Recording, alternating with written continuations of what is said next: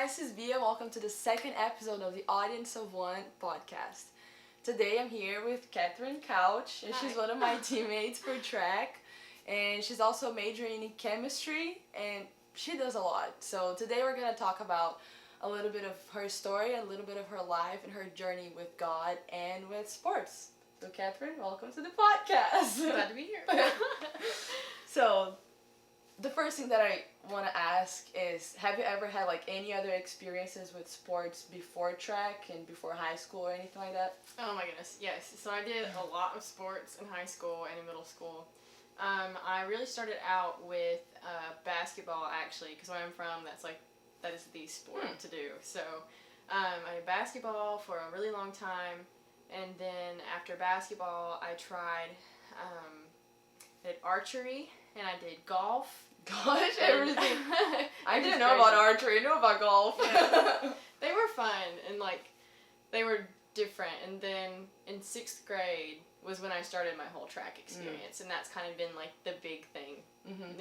What I've actually been good at. The rest of them I just did because I had friends who did them too. So, but they were fun. But track is definitely my focus. So yeah. So you think that you like track best, and you chose to go continue playing it and practicing it in college because you felt like you were better at that, not because oh, you didn't like the rest, but mainly you enjoyed that more. Yeah, definitely. Okay. And that was the only one that I was good enough to do in college. Mm-hmm. So yeah, I love it still. So yeah, so you've been doing track for how many years now? This year is 10 years. That's crazy. Yeah. That's crazy. How we talked about this a little bit before, but how you've been feeling about not doing track anymore, and what are some things that you feel like you're gonna continue to do after stopping to practice every single day?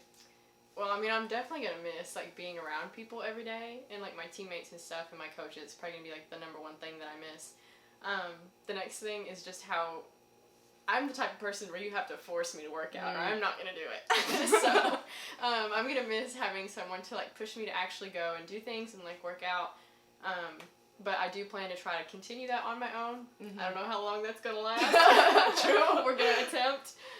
But yeah, I do really love running. Sometimes, in the summers when I'm not doing track, I'll just get this feeling oh man, I just would love to be sprinting on the track right now. I would love that right now. And so I definitely do love doing it and love running, so I definitely want to continue in some capacity. So yeah, I feel for us to do sprints, that's the thing. I talk to people sometimes about running, and I'm no, I don't run long runs. Yeah. What we like is the feeling of going fast. You know, that's the best. Yes. I love it. It's not oh, I'm gonna go for a 10-mile run. No, we wanna sprint. Yes. And go fast. Which is hard because after college, with long distance runnings, you have things like marathons and stuff like that you can still compete at and do things competitively. But then what about sprints? You're done. You can't do it. You can. But I saw it one day on TikTok, this whole race with only 70 plus years old, I love it. old guys. They were sprinting. It was hilarious. That'll be us, Via. No, for real. One day.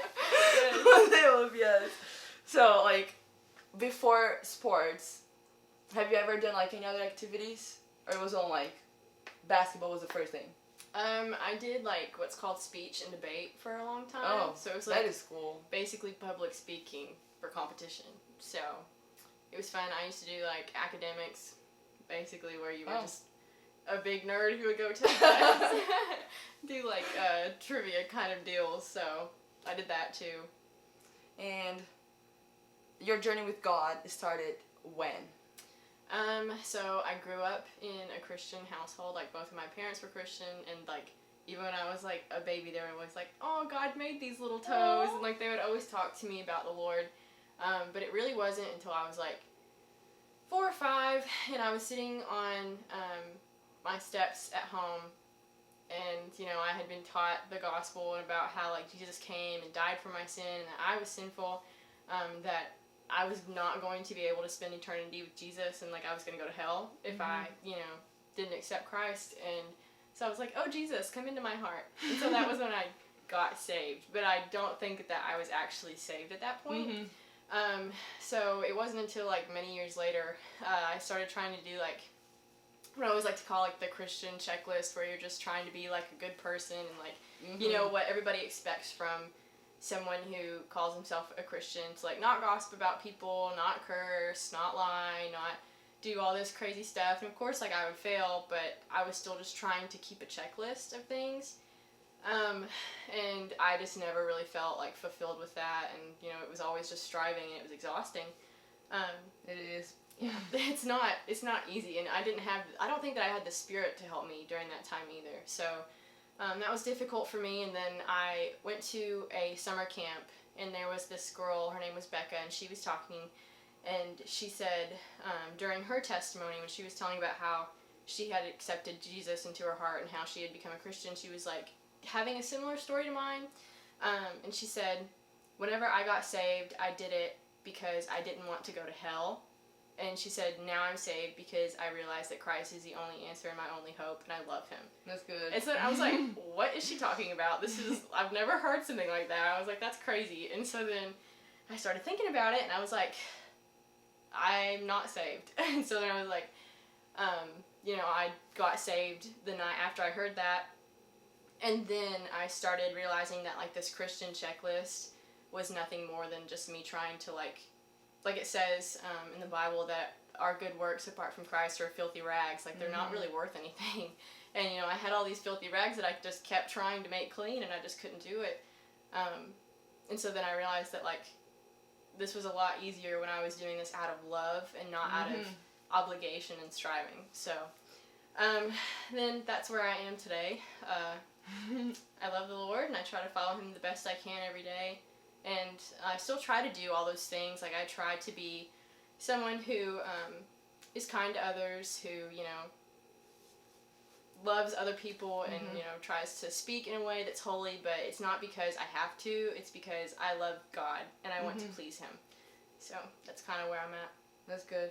There were two things that like caught my attention in your story. There was like the Holy Spirit fact, and the fact that like your parents since the beginning were pointing to you, telling you that you were like beautifully made by God, and like both the Holy Spirit and having people like say truth in a loving way to your lives, that way like help us have a lot of confidence. And that's like a big part of sports, because you need confidence in whatever you're doing. So that's so cool that like since the beginning like your parents were like pointing you like, yeah, those little hands were made by God, you know. And I feel like in sports, like whether we think of it or not, it makes like a whole lot of difference, whether like we think that like we're gonna be good at it or not, you know.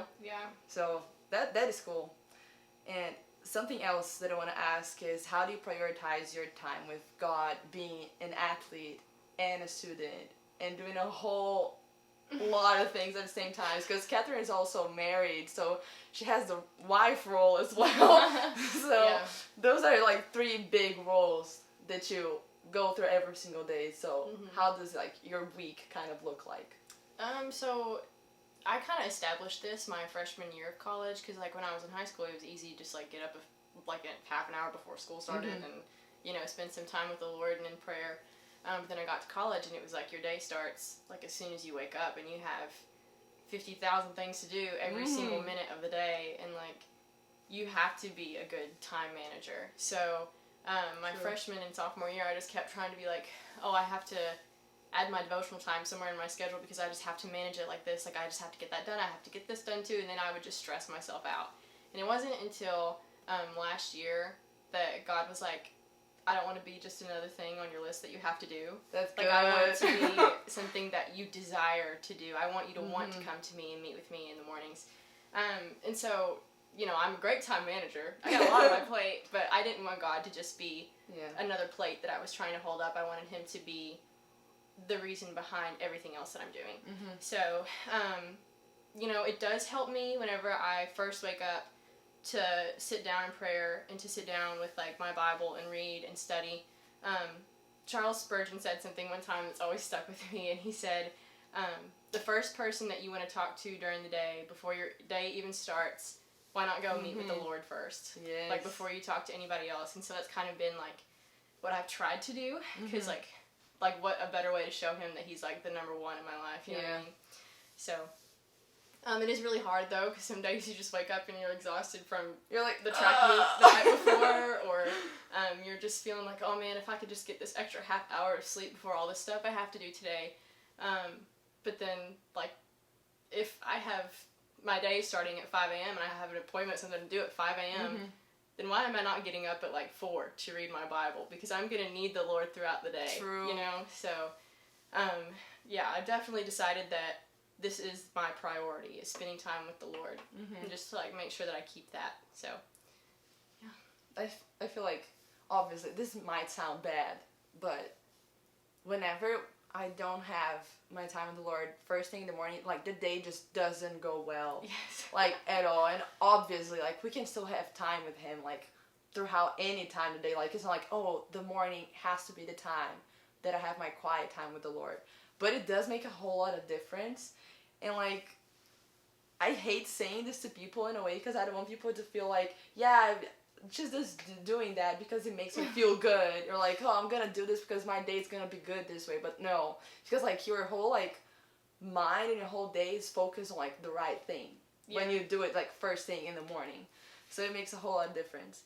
And you've talked before a little bit about trying your best to talk like in a loving way and act loving like other people in your daily life. So what are some practical ways that you can show grace to your teammates daily? Because it's not easy. No.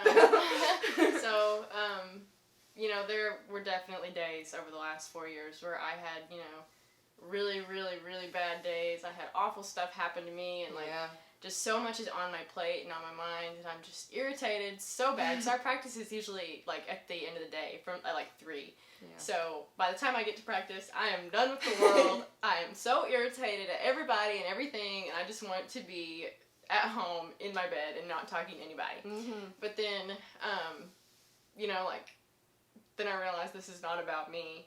You know what I mean? Like, I have no, you know, reason to be concerned with myself when I could be the only, you know, Jesus example that someone sees that day. You know, like, why not put myself out there with my teammates and my coaches and show them, you know, love in a really deep way, you know, whether that be just smiling at them, like saying, how are you doing? Like, trying to have an actual conversation with them, or like, you know, just seem joyful when I'm not really feeling happy. But I feel like joy is definitely something different than happiness. That's so you know? good.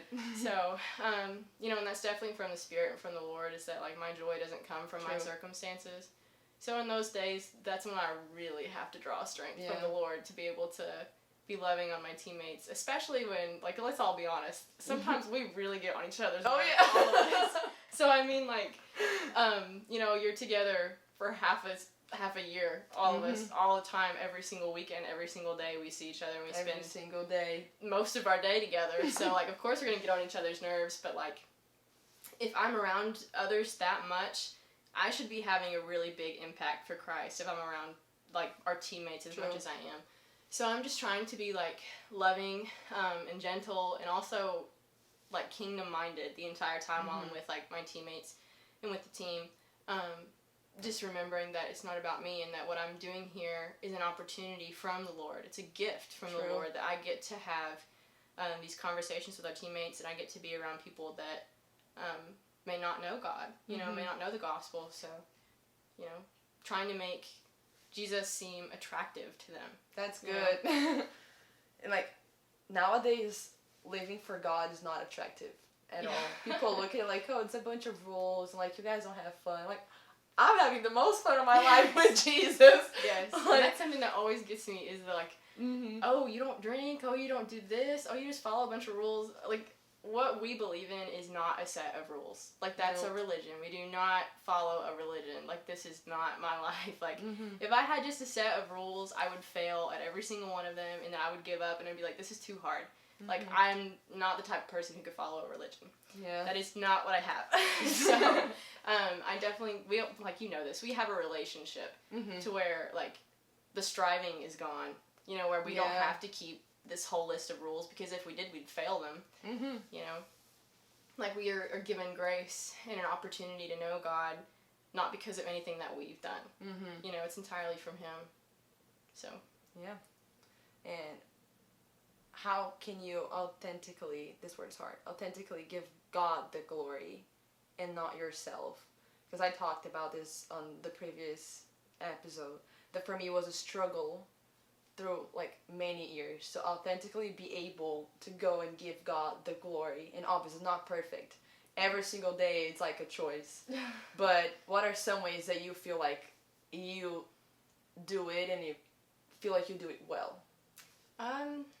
So this is definitely a hard question, because sometimes in sports, like, it's hard, especially in like individual sports. Oh yeah. Because our sport's a little bit more individual, but I try to pray before any kind of competition, like even, like especially with teammates, before we're about to race, if I can, I'll try to pray with them.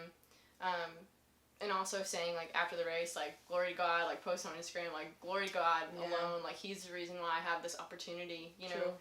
He's the reason why I get to play this, like, run this awesome sport that I love in college, so, like, why should I not give the glory to him? I should try to find every possible way I can. So, yeah.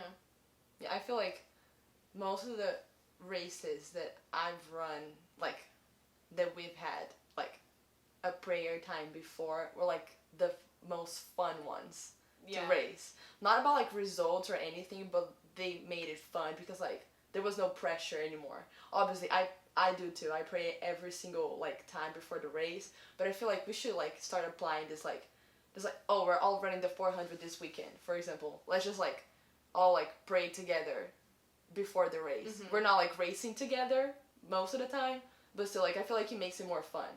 I don't know if you have the same feeling. I do, yeah. But, like, when we run the 4x4, we always, like, pray before, and it makes it fun. Because it's not about, ourselves, it's about, like, the team. You know what I mean? Yeah. So I feel like it makes, a good difference. And to me, it feels better to race that way. Yeah. Like, putting the focus out of myself and on something else. In the case, God. Yeah. Obviously. It's always better to do something for something bigger than yourself. Yes. It makes it, like, better and harder in a way because you want to make it, like, so good. But, like, if it's for God, the pressure is not on you. Yeah. Like, literally, all on him, all for him. And, like, until now, what do you think is one of your favorite memories from sports? Not only track, maybe, but, like, everything. Like, one of your favorite memories, one of your favorite moments. I have two. So my first one is actually not with track. The first one was with golf, actually. So, my older sister, Sarah, in high school used to play golf with me, and we had gone to a golf course, and it was really, really rainy out, and she had rain boots on, and our golf coach, we never got to ride in, like, the golf carts when we were at the golf courses. We always had to carry our stuff, but it was pouring the rain this day. Oh, dang. And so, that's not good. My sister and I got on this golf cart. It was full of people. There were no seats left, so my sister decides that she's going to stand on the side of the wheel. So it's like the cover. Oh, okay. I was like, wait. How does that work? So she didn't realize that it was super slick, and she had like shoes with no traction on. So our coach floors it on the golf cart, and then we're going up a hill, and then we just hear her go oof in the back, and we look back, and she's out in the weeds in the mud. Oh my God. She fell off the golf cart. It was really funny at the time. I bet it was. Yeah. Not for her, but I mean. Not for her, but it was funny. For sure she laughed too. Yes. I would be laughing if I was on the floor like that. That's funny. Yeah, but that was one of mine. The other one, it would probably be a tie between our race at conference in the 4x4 this past conference and indoor. I just felt like that was like a really fun race. It really was. We had so much fun, like the 4x4 team. And then the entire team was, like, supporting us, and I just remember, like, coming down the track and, like, going around the curve and seeing, like, every single one of our teammates right there, like, that's just so great, is when you know that there's people, like, behind you, like, rooting for you. True. So, yeah, that was a really great race and a lot of fun. And then the other one was when I got to run the 4x1 at Nationals last year. That is cool. That was a lot of fun, too, and our 4x1 was just, like, we were so quick, and it was so much fun, and, like, we all loved being there together, so that was a great memory, too. It's good, like, especially for the 4x1, like, if you have a team, like, you know exactly what you're gonna do, because you don't have time to think on the 100. Like, you don't have time to think, so, like, if you, like, know a teammate so well that you don't even have to say anything. You just know they're there. Like, I feel like it makes a whole lot of difference. Yes. And that day at conference, it was like one of the best moments for me too. Like, especially like at track, that whole like weekend, I didn't race my best, but still it was like so much fun. Yeah. Like, especially at the end, I was like, go Kathryn! I was screaming so much for everyone. That was like, a really fun day. That was like what kind of like decided like if we were gonna win or not. I feel like it always comes to the 4x4. It always comes down to the 4x4. That's why it's the last race. Like, yes. It always comes to that. And like, another question is, what are some moments or like one moment that like you can think of that you look at now and you're like, oh, that was God doing that, like, in sports. Like, if it wasn't for God, that would have never happened. Do you mean, like, ability-wise, or, like, how he made things? Anything. Okay. In general. It can be both. So, a lot of it was actually how I ended up at UC, and how I got my track scholarship here. So, I'd never heard of UC before, and then my sister, my older sister, got a scholarship to come and run track here. And so, she ran track for a year, and then, no, she ran for 2 years, and then I was, like, looking for a college, and I was like, God, I don't really know where to go, like, I'm not good at big decision-making, and this was, like, a life decision, like, big one. Decision-making is tough. And I was, like, 18 at the time, and, like, you can't really trust an 18-year-old to make big life decisions, but, man, I had one in front of me, so I was like, I don't know what to do, like, can you just, like, line this up for me to make it work out, and, like, you know, in my heart, I was like, I want to be at UC with my sister so bad, and just run a year with track with her so bad. I just really loved the campus and everything, and I was like, God, my heart is just wanting to go to UC. And then I come here, and I tour, and I came on a tour with the track coaches, and there was another girl who came and toured with me. They ignored me the entire tour. Oh. So, this is not the coaches we have now. This is different coaches. They ignored me the entire time. Our coaches now are great. Yes. They ignored me the entire time that I was here. It was like a full day tour, and like they only talked to the other girl. A full day? Yes, it was a full day, and I even like came to practice with the team, and like the coaches didn't talk to me like at all. It was not good. And then they were like, "We can offer you like a couple thousand in scholarships," and I was like, track was how I was going to get to go to college. Like, I was not going to be able to go to college if I didn't get a full scholarship for track. And so, like, it broke my heart. Because I was like, I can't go to UC. Like, they're not going to offer this for me. And then I actually went and toured our rival school at the time. That's funny. Yeah, because they had really wanted me to come there and run track. And so I went and I toured there, and they were like, we'll give you a full scholarship. Oh. Yeah, and so I was like, okay, I might come here. Even though it's not really where I want to be, I'm going to go there. Just because, like, that's where my option is. Like, that's my option. So my sister, who was still on the team at this time, told the coaches that I had been touring at this other school. And they called me, like, an hour after they had that conversation. And they were like, we want to give you a full ride. So, like, that was definitely the Lord, you know, that's even though so cool. You can kind of trace all the things that happened through that. Like, none of that would have happened if it hadn't been for the Lord. Like, that's true. I don't know. Like, I can look back throughout my life and see all these little moments that, like, led up to where I am right now. You know, things that, like, if one thing had been different, then my entire life would have been different. You know, that was one of those things. So, like, I'm just really grateful for where God has me right now, and, like, that I got to come to the school that I wanted to go to, and I got to actually run track and have school paid for. Yes. So, I mean, what it's a like, blessing. what else would you want? It's perfect. So, like, I'm really grateful, and then, like, I wouldn't be here if it wasn't for that. Yeah, like, all those small, like, details, like, in the moment, we don't realize it, you know, but, like, after a while, we look back, and we're like, oh, wow, like, that was you.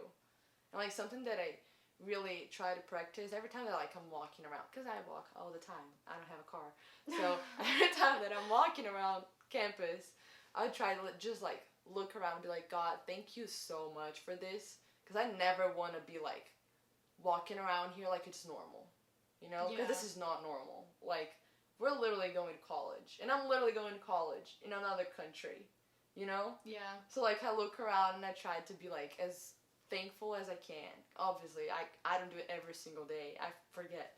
But I never want to be, like, looking around and thinking, oh my gosh, this is normal. Like, yeah, this is my life now. Yes, it is.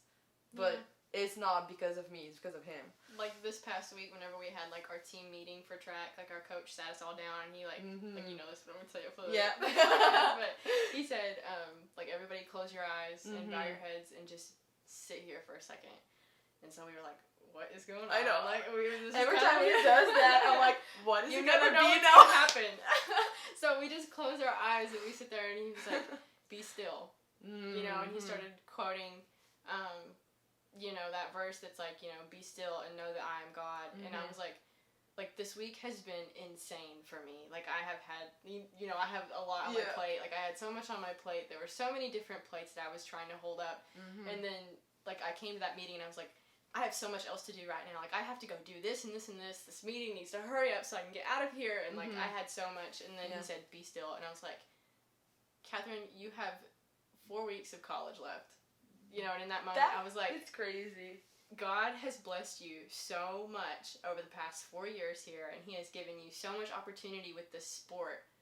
Be still and appreciate what he's given you and be thankful and glorify him for the next 4 weeks as well as you can. Yeah. So, like, that's my goal.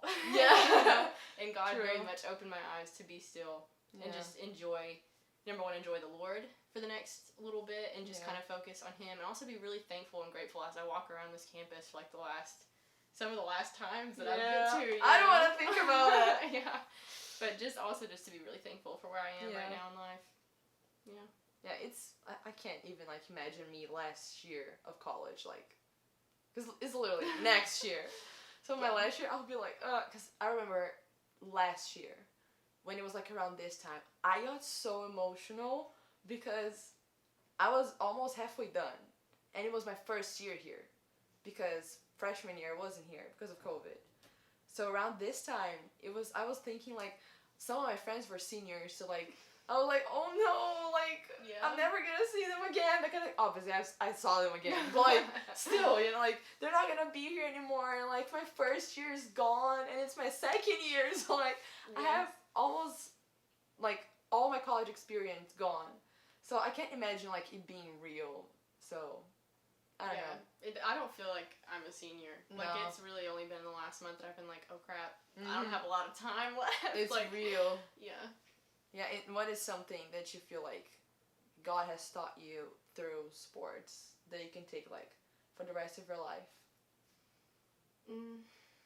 There's so much. It's hard to even like think of just a few. Like number one, patience. Oh, good. You know, like loving people even when it's difficult, even when I'm exhausted and my nerves are raw and my emotions are high, because I'm physically exhausted and like they're physically exhausted, but I have Jesus who's like, you know, be still, and like I need to remember to find rest and have patience with people even when I don't feel like it. Another thing is just like steadfastness. That's and like good. Trying to continue to just hold on to the Lord when I feel like there's nothing going right for me and whenever I'm tired, and remembering that like I have a purpose here too. You know, there's so much that this sport has taught me. So much. Also just like, you know, mental toughness too. That like, man, if I can make it, I say this all the time, if I can make it through a hard, fast 400, I can do anything in life. That's what Coach Marshall says too. But I mean, it's true. Like, once you get through something that's like extremely painful and like, you know, like you can kind of block things out of your mind. Like, I guess it could even apply in like a spiritual sense too. To say like I have all this going on in my life, but like here's where my focus is. It's somewhere else. You know what I mean? So, yeah. It's taught me so much. That's just like two of the things. It is so good how, like, for example, I played tennis before, right? Like, so many things that happened, I would have never experienced that before if it wasn't because of sports. Like, I would have experienced some things like pressure and like things like that, like in the workforce, like one day when I start working, you know, but like it would probably be like the first time that I would be experiencing it that way, you know. And especially in college, you're not like playing or like practicing a sport like because like just because you want to. You have like a whole team and a whole coach they expect things from you. Yeah. So that's a whole other pressure. Yeah. You know? What do you think, like, throughout the years, how has sport shaped your relationship with God? Oh. Okay. It's fine. We had some issues, okay? We're Had some technical the issues. question is, like, being asked again, so it's fine if you don't remember what you said. So I was around a lot of people who, like, you know, teammates and people who didn't know the Lord. You know, I was questions like, why do you do the things that you do or don't do the things that, like, the rest of the world does? Like, why don't you curse? Why don't you drink? Why don't you party? And it's not because, like, you know, it's a set of rules like we talked about. It's because, like, I have a faith and, you know, like, I'm strong in my relationship with the Lord and they're, you know, like, He's my focus. And so I feel like my faith has been challenged a lot in those ways. So I'm like, man, that's just so much fun. And, like, we would get to be with our team. Like, if I did these things and I'm like, but why would I want to?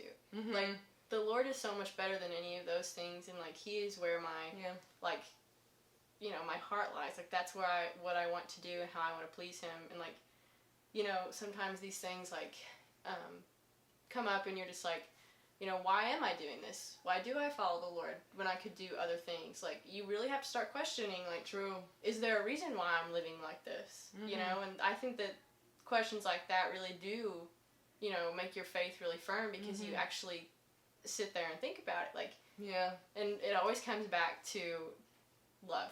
Like, Jesus loved us first. God loved us first. So that makes me want to love Him in return. It's not because I have to earn it or I have to do something to make Him love me. Like, I'm not following all these rules so that God will love me. You know, He already does. So, it's definitely taught me to be firm in my faith and to, like, hold on to the things that, like, I know are right. It's taught me a lot. And I like the part you said about the questions, because people sometimes are scared to ask questions to people and even to God. You know, like, questions are the way that we learn, like, the answers for the questions. Like, if we don't ask questions even to God, how are we gonna have an answer? You know. So this is something that for so long I've heard people saying, like, like, I don't know how to, like, ask God for things. Like, just ask. Like, He's waiting for you to talk to Him. Doesn't matter what it is, right? And I just thought of another question, and it might be a question that I ask everyone because I'm actually very curious about this. And do you have, like, a go-to verse, like, in competition to help you out, like, go through everything that you're about to go through? Yes. Was it 1 Corinthians 10:31? Yeah. Is that what it was? Yes. That whether you eat or whether you drink or whatever you do it all for the glory of God. Yep. And so, like, that's mine too. And that's the verse for the podcast, actually. Yes. Before I would go to school every morning, or, like, before I would leave the house, at any point my mom would always say to me, whatever you do today, do it as unto the Lord. And so that just means, like, in any little thing that you do, to remember that, like, why you're doing it, and why you're doing it is to give glory to God. And so, like, that kind of goes back to your question of, like, how do you intentionally give glory to God in the sport? You know, and then I think of that verse and, like, whatever you do, do it for the glory of God. You know, so that's my go-to verse. Every time. It's good. It's got me through quite a few races. Oh yeah, I can do this. God, this is for you. Like, this is for you. It's not for me. When I'm, like, down on the blocks, I'm just, like, breathing, like, so, like, deeply because my heart's pounding so fast. So, like, this is for you. This is for you. This is for you. This is literally what I think. Otherwise, I don't think I would be able to get out of those blocks and do anything. For real. Like, my favorite verse is Joshua 1:9, that is, don't be afraid, be strong and courageous. But on competition, like, the first one that comes to mind is 1 Corinthians, sorry. It was almost Portuguese. 1 Corinthians 10:31. And that helps a lot because that's the whole purpose of it, like, giving glory to God and doing everything for Him.